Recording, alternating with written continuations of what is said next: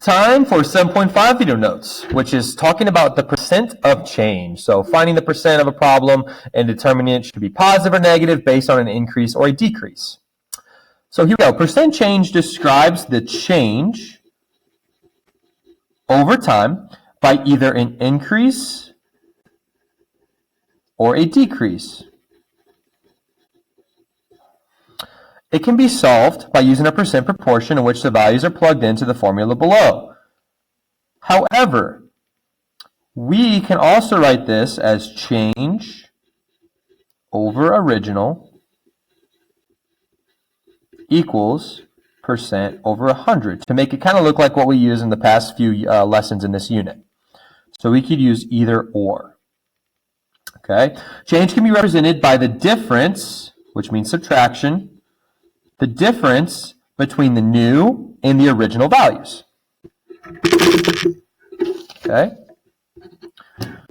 So let's use this table to find our original, new, change, and then find our percent proportion to find the percent change. So a gallon of milk costs $2.79 in 2000. In 2020, it costs $3.98. So what's our original price of the gallon of milk? $2.79. What's the new price? $3.98. So go ahead and find the change in those two prices. You should have gotten $1.19. So now we are going to use the proportion above to show our work, to figure out what the percent change is. And then we're going to determine, is it an increase or a decrease? So change goes first. So remember, it's change over original equals percent over 100. Our change is 119 over the original, which is 2.79, equals percent over 100.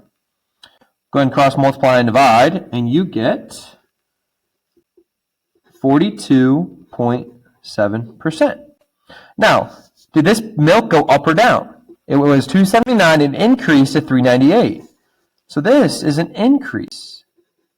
So that means that my percent is going up, so it stays positive. It is a positive percent change. Okay? Next one. Go ahead and read the next one. Fill out the original, new, and the change for this frozen pizza cost. All right, so you should have gotten $3 as the original. And then now in 2020, it's $2.50. So the change is 50 cents, 0.5. So go ahead and set up your proportion. All right, so you set up your proportion and you get 16.7% as your percent. But is this an increase or a decrease? We went down in price. So this is a decrease problem. And how would that change my percent? If I'm going down, that would result in a negative percent change. So a decrease means negative. All right? Read the next one and do this completely by yourself and check your answers with me. All right, so here's your work for the third one with the popcorn sizes. We increased by 245. There's your proportion, and you get a percent change of 29.9%. Do not round unless it tells you to. And then it's an increase, so it stays positive. All right, flip your page over. All right, read number one and then come back to me. All right, so number one, we're comparing the percent change of the video game console versus the DVD player. So we need to do a little bit of work to figure out the percent change of the DVD player. So we're going to look up the original price of the DVD player, the new price, and the change.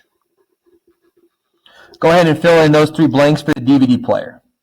Right, so we know that it's a decrease because it was dropped. It's a mark down from 150 to 100. So it's going to be a negative percent change. We're going down. There's my original, new, and change. We're going to set up a proportion. The change, which is 50 divided by the original, which is 150, equal to percent over 100. Cross multiply and divide, and you get a 33.3% change. And it's negative. Now let's compare. Which one had the greatest percent decrease? Was it the DVD player or the console? The console had a 15% off. Of course, the DVD player. And when we're talking about greatest percent change, okay, which one had the greatest absolute value, which would be 32.3%. It's going down 33% rather than just 15. So the DVD player had the greatest percent change. All right, number 2, a sweater is marked down, it means decrease, from 25 to 19. Find the percent change. I'm going to pause the video and let you solve number 2 completely by yourselves. All right, number 2, so there's my work shown. If you have a question about it, let me know. Of course, since it was a decrease, it's a negative percent change. Negative 24% is your answer. All right, number 3, you have to be really careful, number 3, guys, because now we're not solving for the percent. We know our original 280 students, because you should have read the problem already, okay? Last year, 280 students. But we don't know what the change is, what the new is, or anything. But what we do know is the percent change is 15%. So we can set up a proportion where X is my change. We don't know what the change is. Our whole is 280. And that's equal to 15 over 100. So when we do this cross multiplication division, we know what the change is. We know what the difference between the new and the original is. When you cross multiply and divide, you get X equals 42. But that's the change. So we have to subtract our change from our original, since it's a decrease. So 280 minus 42 equals 238. 238 students. 238 is the the new population after a 15% decrease. So with the question where you're solving for change, you have to be really careful. Okay, we have to figure out what the problem is and then either add or subtract based on what the answer is asking at the end. Okay, number 4. Read the problem for number 4. All right, so back to number 4. So we're looking at the monthly water bill increase or decrease from May to July. So go ahead and write your original, your new, your change, set up your proportion, and figure out what the percent change is from May to July for the water bill for Randall. All right, here's your work for number 4. Pretty easy problem. You end up getting a 75% increase from May to July for this water bill for Randall. All righty, go ahead, read number 5. Figure out and see if you can figure out the answer number 5. It's a tricky one. You're not solving just for percent. You're solving for either the original or the new. All right, so there's your original percent change, and then you don't know your new or your change. So you need to set up a proportion where you don't know your change and your value. So X over 160 equals 35 over 100. Go ahead and solve that proportion. All right, so after you cross multiply and divide, you get 56 as your answer. But remember, that is your change. That is not your answer. This was an increase by 35%. So we have to add this number to your original. So 160 plus 56 is 216. So this problem is different than number 3 because number 3 was a decrease problem. So we had to subtract. So on a decrease problem, you subtract. On an increase problem, you add.